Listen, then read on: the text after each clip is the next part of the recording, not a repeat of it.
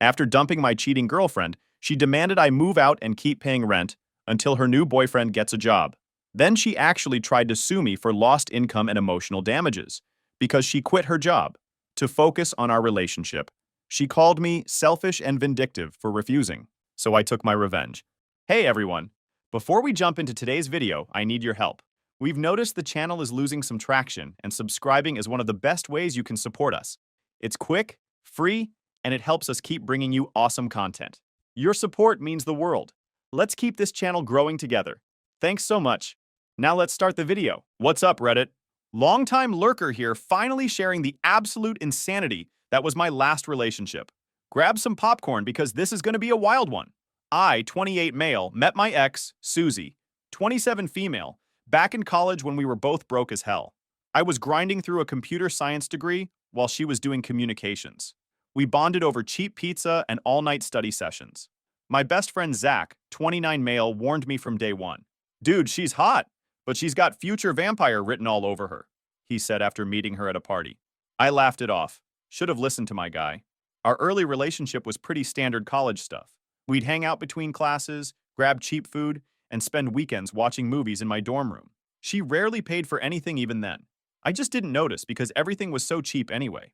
Fast forward through graduation, and I landed a solid dev job at a tech company while Susie, well, she kind of just floated. She'd get marketing jobs, hate them within 3 months, quit without having anything lined up, then complain about being broke. Rinse and repeat.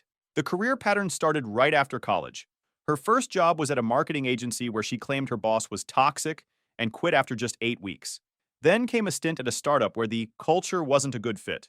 Translation: they expected her to work more than 30 hours a week. Then a position as a social media manager that ended because they didn't appreciate her creative vision. AKA, they asked her to follow the content calendar. Somehow I ended up paying for almost everything. I covered 80% of our rent, all utilities, groceries, her phone bill, car insurance, and even her student loan minimums some months. On top of that, I was still expected to fund her self-care routine, weekly nail appointments, monthly hair treatments, shopping sprees where she'd drop $500 on clothes she'd wear once, and vacations she'd plan without consulting me about the budget. This financial bleeding happened so gradually, I barely noticed. First it was, babe, can you spot me for dinner? I'll get you next time. Except, next time never came. Then it was, I'm a little short on rent this month. Can you cover the difference? The difference grew each month until I was essentially paying for everything. Whenever Zach came over for our weekly gaming sessions, he'd look at the new designer bag on the counter, or watch her walk in with shopping bags and whisper, I see your 401k is doing well, walking around in stilettos and carrying Louis Vuitton. I'd tell him to shut up, but deep down I knew he was right. The red flags were there, but I was too busy playing Captain Save-A-Ho to notice. Like how she'd monitor my social media like the damn NSA. Once, this female coworker tagged me in a completely innocent group photo from a work conference. Literally just 15 of us standing there looking awkward and business casual. Susie absolutely lost her shit, blowing up my phone for hours, demanding I FaceTime her to prove I wasn't hiding someone. Then, she made me block the coworker on everything. The coworker was married with 3 kids and looked like someone's aunt, but whatever. When I told Zach about this, he just stared at me and said, Bro, your girlfriend is one cat and a government conspiracy theory away from being that crazy lady from Homeland. I nearly choked on my drink. Then there was the time I got a promotion at work. Instead of being happy for me, her first question was, So how much more are you making now? Before I even told her the number, she was already planning a vacation to Bali and talking about upgrading her phone. Not once did she say congratulations. There was also the time she accidentally checked my email when I left my laptop open and found a message from a female client thanking me for resolving their tech issue. Susie went full detective mode, Googling this woman's name, finding her Instagram, and then confronting me with evidence that I was having an affair because the client used an exclamation point in her email. I wish I was making this up. Then there was my cousin's wedding. My cousin's best friend Vanessa hugged me hello, a normal quick greeting hug. Susie accidentally dumped an entire glass of punch on this poor girl's white dress.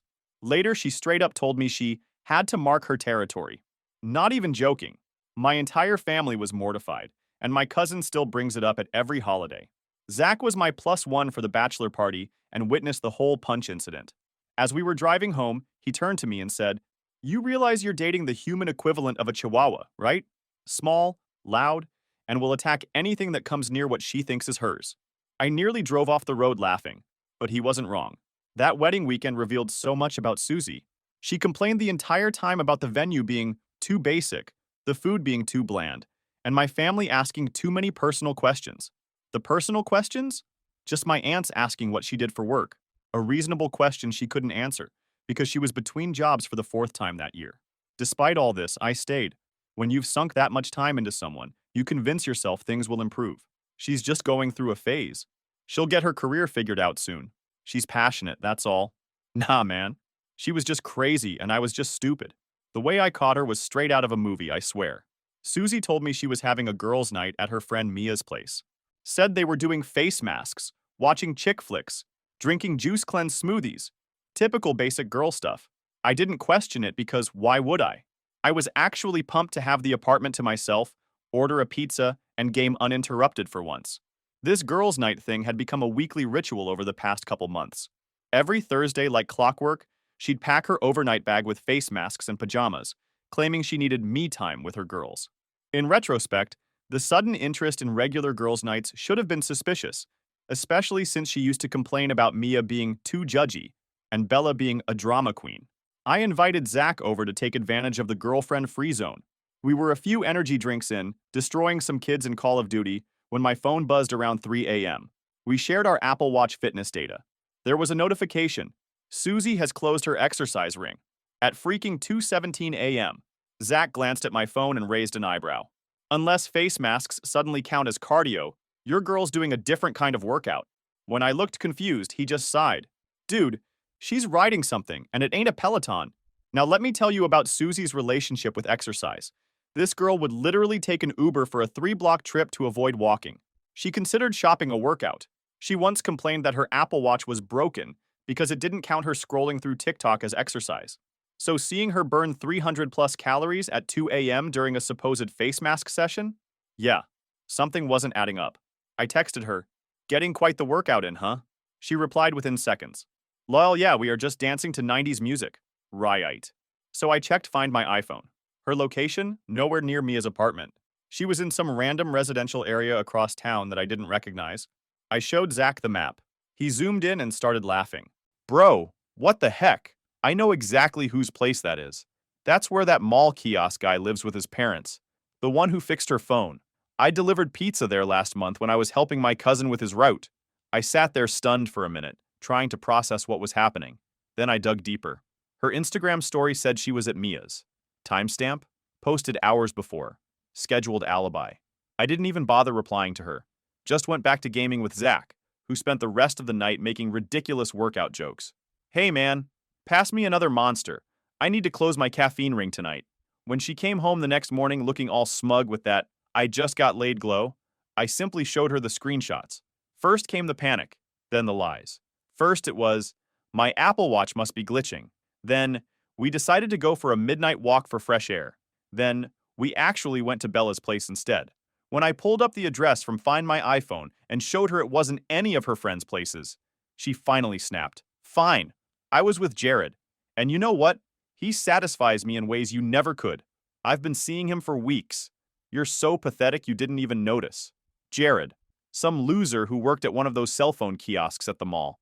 The dude had been unemployed more than employed in the past year. Still lived in his parents' basement at 29. Had an actual wall of anime figurines. That's who she was throwing away 9 years for. The worst part? She'd met him when I took her to get her phone screen fixed after she cracked it, throwing it at me during an argument about her spending habits. I even paid for the repair. So technically, I funded their meet cute. FML.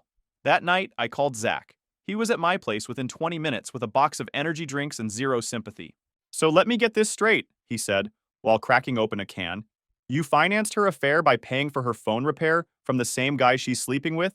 That's not getting cucked. That's getting entrepreneured. Only Zach could make me laugh on literally the worst day of my life. When Susie realized I had actual proof and wasn't buying her BS, she didn't apologize. Nope. Instead, she pulled the ultimate you-know reverse card and got mad at me. You're invading my privacy by tracking me, she screamed. The tracking she had insisted on because she was worried about me. You set me up. You knew I was unhappy, and you drove me to this. Ah, yes. I forced her to climb on top of mall kiosk boy. But that was just the appetizer of entitlement. The main course was coming. Look, we've been together 9 years, she said, suddenly all calm and reasonable. People make mistakes. I'm not ending things with Jared, though. He gets me. I think we should try an open relationship. I told her to pack her shit and get out. No, you should move out, she said, dead serious. My name is on the lease too, and I have nowhere to go. Jared's parents' basement isn't big enough for both of us yet. Yet. Like I was supposed to wait until they found bigger accommodations for their love nest? You can stay with your parents until we figure this out, but you need to keep paying the rent here, and the utilities, and my phone bill. I genuinely thought she was joking. She wasn't. You can't just cut me off financially because I fell in love with someone else. That's financial abuse. I've built my life around your income. That's when Zach, who had been suspiciously quiet in the kitchen, probably texting updates to our friend group, walked in and slow clapped. Wow, incredible performance. Is this from the same screenwriter who did Gone Girl, or is this an original delusion? Susie threw a shoe at him, which he caught effortlessly. And she's violent too. The full package, ladies and gentlemen. She actually tried to explain how her cheating was somehow my fault, claimed I emotionally neglected her by working late to pay for her shopping habits. Said I forced her to look elsewhere by not meeting her needs. Apparently, her needs included a new iPhone every 6 months and weekly spa days. The mental gymnastics continued as she explained that she deserved happiness and shouldn't have to sacrifice financially just because our relationship was changing. Rich coming from someone who hadn't contributed to our household. Then came the kicker. She said she should keep my dog, Nugget. My dog that I had for 2 years before we even met. The same dog that I walked 3 times a day in all weather, took to every vet appointment, paid every single bill for, and who literally only responded to my commands because Susie couldn't be bothered to help train him. Her version of taking care of Nugget was occasionally putting food in his bowl when I was running late from work, and even then she'd forget half the time. Her reasoning? Nugget knew her routine better and wouldn't adjust well to a new place. She actually said with a straight face, "You can come visit him on weekends, but you'll need to check with Jared first to make sure it's a good time. Oh, and obviously you'll still cover all his expenses and vet bills." Zach actually spit out his drink at this point. Sorry, did you just try to get custody of his dog that you ignore, while also admitting you're planning to move in with Anime Boy? That's not just clown behavior, that's the whole damn circus. When I refused, she looked genuinely shocked, like the concept of consequences was completely foreign to her. But what am I supposed to do? She wailed, like I was sentencing her to death instead of adulthood. Get a job, pay your own bills. You know, like an actual adult, I suggested. She burst into tears. You're so mean. After everything I've done for you? To this day, I'm still trying to figure out what exactly she thought she'd done for me, besides drain my bank account and give me trust issues. As she stormed out of the room, Zach turned to me and said, 9 years with her and you still have both kidneys? Consider yourself lucky, man. The entitlement didn't stop there. She had the audacity to demand I give her half of my savings because she contributed to my success by supporting my career. Her idea of support was occasionally telling me good luck before an important meeting, while simultaneously texting me links to expensive items she wanted me to buy. She also insisted I give her my PlayStation because she used it more, to watch Netflix, not even to game, and my laptop because she needed it for job applications. When I refused, she tried to guilt me by saying I was financially controlling and preventing her from becoming independent. The irony was completely lost on her. I gave Susie 72 hours to get out. Those 3 days were absolute chaos. Her friends Mia and Bella showed up to support her through this traumatic time. Yes, they used those exact words, like she was the victim here. Turns out they had been covering for her cheating for months. They'd created fake Instagram stories to make it look like they were together when she was actually with Jared. They'd even answered my text from her phone a few times when she was too busy to reply. With friends like these, who needs enemies? Mia, this 5 feet 2 inches ball of entitlement with vocal fry that could shatter glass, actually cornered me in my own kitchen and said, "You should be grateful Susie even stayed with you this long. Do you know how many guys have been after her? She chose to give you 9 years. Do you know how much her other options make? That investment banker from her yoga class drives a Porsche." Zach, who refused to leave me alone with the coven, as he called them, popped his head in from the living room. If these other guys were such great options, why'd they all pass? It's like bragging about all the other colleges that rejected you. Mia looked like she wanted to stab him with her acrylic nails. Bella was even worse. She started listing all the things I owed Susie for her emotional labor during our relationship. apparently making dinner twice a month, burning pasta doesn't count as cooking, BTW, and occasionally remembering my birthday, entitled her to half my savings. She actually had a spreadsheet of everything Susie had supposedly done for me, with dollar amounts assigned to each task. Listen to him talk about work. $200 per hour. I shit you not. Zach peered over her shoulder at the spreadsheet and whistled. At those rates, she should owe you about $6 million for putting up with her bullshit for 9 years. Want me to make a counter spreadsheet? Bella slammed her laptop shut. While I was at work, they helped Susie pack, making sure to accidentally break several of my things in the process. My signed baseball card collection? Mysteriously water damaged. My gaming PC? Had a sudden power surge that fried the graphics card. They also tried to take stuff that wasn't hers. My PlayStation, my laptop, even a watch my grandfather left me when he died, claiming they were gifts or that she deserved them for putting up with me. Thankfully, Zach worked from home and offered to supervise the packing process from my place. Later, he told me he caught Bella trying to stuff my PS5 into her tote bag. I told her it was actually mine, and I'd need to file a police report for the theft. Funny how fast she remembered it wasn't Susie's after all. Zach's presence didn't stop them entirely, though. They still managed to steal small but valuable items. My wireless earbuds, a couple of rare game cartridges, and somehow my entire collection of charging cables. The night before she left, Susie tried a different approach. Came into the bedroom wearing lingerie I had never seen before. Probably bought for Jared, real nice. Trying to seduce me. We can work through this, she purred. I'll stop seeing Jared if you just let me stay.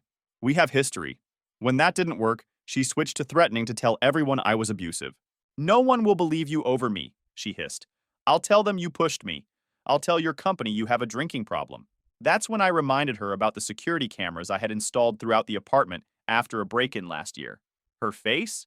Man, I wish I'd taken a picture. On moving day, Jared showed up with his parents' minivan.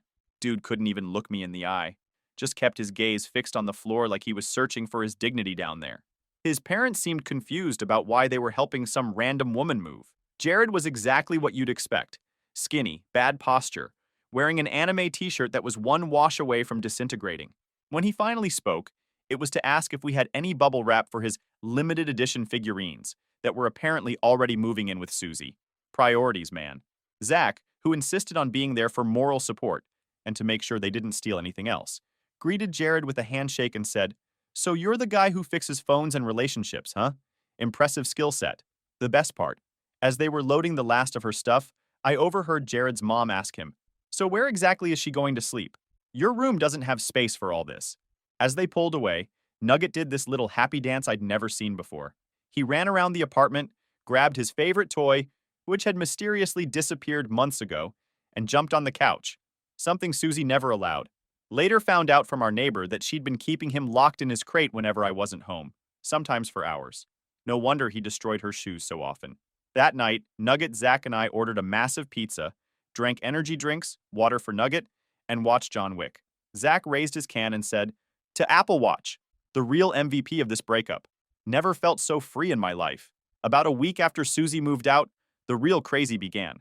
First, I got an email from her with the subject line, "Financial Settlement Proposal." Inside was a detailed list of demands. 6 months of transitional income at my full salary rate because she had to quit her job due to the unsafe living environment I created by forcing her to move. Reimbursement for her investment in our relationship, including every gift she ever bought me. $10,000 for psychological damages caused by the abrupt termination of financial support. Continued health insurance coverage under my plan for at least a year. A monthly stipend for Nugget's care, despite the fact that Nugget was living with me. The email had clearly been written with help from Mia and Bella, as it included phrases like emotional labor compensation and unpaid domestic contribution valuation, terms straight out of Bella's ridiculous spreadsheet. I immediately forwarded it to Zach, who called me within seconds. "Bro, I've seen Nigerian prince scams more realistic than this. Is she smoking bath salts?" My lawyer buddy Marco literally spit out his drink when I forwarded it to him. "Is she smoking crack?" was his professional legal opinion. Great minds think alike. Next, she actually contacted my company's HR department, sent them a 3-page letter explaining how I financially abused her by withdrawing support without warning, and demanded they settle with her for $80,000 to avoid a lawsuit for emotional damages. Claimed I had been using company resources to stalk and harass her. The letter included a completely fabricated timeline where she claimed she had sacrificed her own career to support mine, had contributed essential unpaid labor to my professional success, and had been promised lifelong financial security in exchange for her partnership. Absolutely nothing in it was true. My company's legal team shut that down real quick with a harassment warning, but not before my boss called me in for an awkward meeting. Thankfully, he was cool about it. Look, man, we've all dated crazy.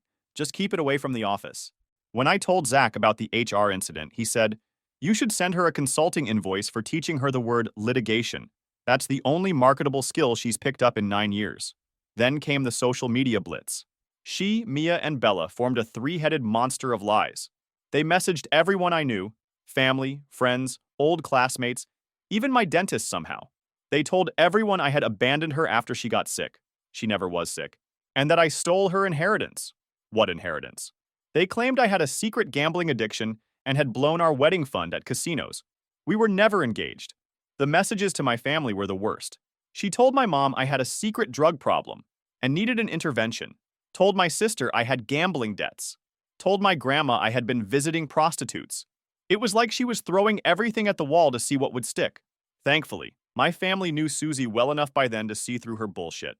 My sister's response was legendary. "The only addiction my brother has is putting up with your crazy ass for 9 years." Zach, being the true friend he is, started responding to people who reached out about these rumors with a simple message. "New phone. Who dis?" Followed by screenshots of Susie's actual texts confessing to the affair. Shut that down real quick. Mia and Bella backed up every lie. They created fake screenshots of conversations with me that never happened. They started a number sign, cancel Jake hashtag, that thankfully only got like 15 posts, mostly from their own fake accounts. The wildest part? When none of that worked, they showed up at my job with signs, like actual poster board signs saying Jake is a financial abuser and justice for Susie. Security removed them after about 10 minutes. Zach happened to be dropping off lunch for me that day. He's been weirdly protective since the breakup and witnessed the whole protest scene. He waited until security was escorting them out, then shouted across the lobby, "Hey, Susie, your sign has a typo. It should say, Jake refused to finance my abuse." I nearly died of embarrassment, but the security guards were cracking up. After the failed protest, Susie escalated further. She somehow got my new phone number, probably from a mutual friend who didn't know the situation, and started bombarding me with texts alternating between threats and tearful pleas. One minute she was going to ruin my life, the next she was still in love with me and wanted to work things out. When I blocked her number, she created fake social media accounts to message me. When I blocked those, she started emailing me from new addresses with increasingly unhinged subject lines like, "You can't escape me," and "You'll regret this forever." She even showed up at my apartment a few times, pounding on the door and screaming until neighbors threatened to call the cops. Once she actually climbed onto my balcony from the fire escape at 2 a.m., setting off the security system and scaring the hell out of Nugget. So I decided it was time to shut this BS. As Rorschach says in Watchmen, "You're locked in here with me." First, I gathered all the evidence of Susie's insanity. The threatening texts, the fake social media posts, the harassment of my family, the videos of her trespassing at my apartment, everything. I made copies and put them in a secured cloud folder. Then I made some moves. I contacted Jared's parents directly, sent them the full documentation of Susie's behavior, including the emails where she demanded I keep paying her bills while she was living with their son. Also included screenshots of texts where she called them those pathetic old losers and complained about their depressing basement. Apparently, they weren't thrilled to learn about Susie's true character and gave Jared an ultimatum, her or their roof. I found these texts from an old backup of her phone on my computer. She had used my laptop to back up her phone once and never deleted the files. The texts to her friends about Jared's parents were brutal. "His mom is such a controlling bitch," and "their house smells like mothballs and disappointment," and "I can't believe I'm stuck in this loser's basement until Jake comes to his senses and takes me back." Zach added his own touch to this plan. Send them the bill for all the stuff she stole or broke when moving out. Tell them their son's girlfriend has expensive taste in other people's property. I did, and they actually sent a check covering half the damages. Respect.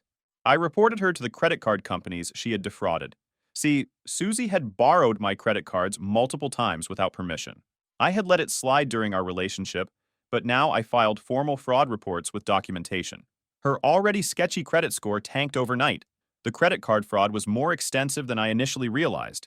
Going through my statements, I found dozens of charges I never authorized. Online shopping sprees, random cash advances, even a weekend spa trip she told me was paid for by her mom as a birthday gift. All told, it was over $7,000 in fraudulent charges across 3 different cards. I contacted her new workplace. She had finally gotten a receptionist job at a salon. Didn't say anything negative about her. Didn't need to. Just asked them to update their records because she was no longer authorized to use my insurance or list me as her emergency contact. The manager, curious about the situation, started asking questions. When I mentioned the restraining order I was filing, more on that in a second, her eyes got wide. "We don't need that kind of drama here," she said. Susie was let go the next day. Zach thought this was a particularly elegant move. "Chess, not checkers," he said with admiration. "You didn't even have to lie. You just gave her enough rope and she hung her own career. Remember Vanessa, my cousin's friend who got punch dumped on her? Turns out she's an attorney specializing in harassment cases. She helped me file for a comprehensive restraining order against Susie, Mia, and Bella. With the mountain of evidence I had collected, the judge granted it immediately. 3-year order, no contact whatsoever, minimum 500 feet distance. The restraining order hearing was something else. Susie showed up thinking she could charm the judge with the same tears and manipulation that had worked on me for years. Instead, the judge, a no-nonsense older woman, cut her off mid-sob and said, "Miss, this court operates on evidence, not emotion, and the evidence against you is substantial." When Susie tried to interrupt with more excuses, the judge simply said, "One more word, and I'll hold you in contempt." Never seen Susie shut up so fast in 9 years. Zach accompanied me to court for moral support and whispered, "Look at you, getting the government involved in your breakup. That's like calling in an airstrike on a mosquito." Then he added, "A really psychotic, financially draining mosquito. The coup de grace." I created a detailed website documenting everything with time-stamped evidence, screenshots, and videos. I didn't publish it publicly. That would be stooping to her level. Instead, I just sent the link to Susie with one message. In case you're wondering why no one believes you anymore. The website was comprehensive, organized chronologically from the first red flags to the final restraining order. It included a financial section detailing how much money she had cost me over the years, over $150,000 when all was said and done, a timeline of her cheating, documentation of her harassment campaign, and recordings of her threats. It was basically a digital paper trail of every crazy thing she'd ever done. Zach helped with the website, adding some coding flourishes that made it look extremely professional. "It's like LinkedIn," he explained, "but instead of work experience, it's a comprehensive catalog of batshit crazy behavior." The man has a way with words. Within a week, Jared had kicked her out. Her new job was gone. Her credit was destroyed. She couldn't come near me, my home, or my workplace. And everyone in our social circle had seen the receipts of her behavior. The best part? I didn't have to lie or make up anything. I just showed people who she really was, with evidence she had created herself. As Captain America would say, "I can do this all day." It took a few weeks before Susie's new life imploded completely. Jared had dumped her after his parents threatened to stop supporting him. She was couch surfing between Mia and Bella's places, but they were getting tired of her too, especially since their own reputations were taking hits because of the restraining order situation. That's when the messages started coming in through mutual friends. "Susie's really struggling. She's sorry for everything. She's been crying for days. Can't you just talk to her? She made some mistakes, but she still loves you." I ignored all of them. As far as I was concerned, Susie no longer existed. Zach, who was still getting these messages too, had a standard reply, "New phone, who dis?" Just kidding, I know exactly who this is. The answer is still no. Then he'd block them. Then came the fake pregnancy claim. One night around 11 p.m., I got a barrage of texts from a number I didn't recognize. "I'm pregnant and it's yours. You need to step up and take responsibility. Jared left me and I can't do this alone. Your baby needs you." I responded with exactly 2 words. Paternity test. When I showed the text to Zach the next morning, he nearly fell off his chair laughing. "Pregnant? With what? Audacity? Because that's the only thing she's full of." Then he got serious. "Document everything, bro. This is restraining order violation territory." That's when she went full nuclear. She showed up at my apartment at 2 a.m., pounding on the door, screaming that I was abandoning my child. My Ring doorbell captured the whole meltdown in 4K. Nugget was barking his head off, poor guy. When I wouldn't let her in, she sent me a novel-length text that I screenshot immediately because it was so delusional. "We were together for 9 years, Jake. It makes more sense for you to raise this baby than anyone else. Jared's gone, but you have a good job and a stable home. Who cares about biology? You owe me this. After everything I did for you, the least you could do is help me raise this baby. The text continued with her explaining how she had it all planned out. I would support her and our baby financially. She would live in my apartment, and we would co-parent while she figured out her career goals. She even suggested that Jared could visit on weekends since he was technically the biological father. The delusion was reaching new heights. I remained firm about the paternity test. She alternated between threats and sob stories for weeks. Finally, when she saw she had no options, she agreed. The results? Not mine. In fact, the timing made it impossible. We hadn't been intimate for months before the breakup. Should have been another red flag. When the results came in, Zach suggested we celebrate. Not being the father should be a national holiday for you, bro. It's like Christmas, your birthday, and Independence Day, all wrapped in one. The day after the paternity results, I got an email from Susie that honestly made me feel a tiny bit of pity for her. She had lost everything. Jared, her job, her friends were distancing themselves, and she was 3 months behind on her credit card payments.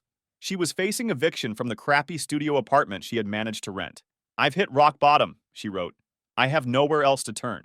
I know I screwed up, but I can't do this alone. I need your help, just a loan to get back on my feet. I promise I'll pay you back. Please, Jake, for the 9 years we had, for all the good times. I'm begging you. The email was surprisingly humble for Susie. A year ago, it would have worked. I would have sent her money, believing her promises to change. But I was different now. 9 years of manipulation had finally taught me something. I considered it for about half a second before remembering the hell she'd put me through. Instead of sending money, I sent her information for local women's shelters, food banks, and job placement services. Her response was predictably entitled, "After everything we've been through, that's all you can offer? Charity links? You're just being a jerk. You know I can't live like that. I'm not some homeless person." That's when I realized she still didn't get it. She still thought she was entitled to my support, despite betraying me in every possible way. I blocked her new number, filed her email under spam, and updated the restraining order with the new contact attempts. It's been about a year since all this went down. My life has improved in ways I never imagined possible. I got that promotion at work I'd been aiming for. My finances recovered too. Within 6 months, I had paid off all my credit card debt, started properly funding my 401k, and even put a down payment on a small house with a yard for Nugget. And remember Vanessa, my cousin's friend? We started dating about 6 months after the Susie show ended. Turns out she'd always had a thing for me but respected my relationship. She's smart, successful, drama-free, and treats Nugget like the king he is. We took things slow. Vanessa was everything Susie wasn't. She had her own career, paid for her own stuff, and never once tried to check my phone or accuse me of cheating. Dating her made me realize just how toxic my relationship with Susie had been. Zach, of course, takes full credit for our relationship. I created the perfect opening for you two by being such a terrible wingman that it made you look good by comparison, he jokes. But the truth is, he's been my rock through this whole ordeal. Last I heard, Susie had to move back to her parents' house in another state. The baby was born and, surprise, it wasn't Jared's either. Apparently, there was a third guy in the mix all along. Poor bastard still doesn't know what's coming.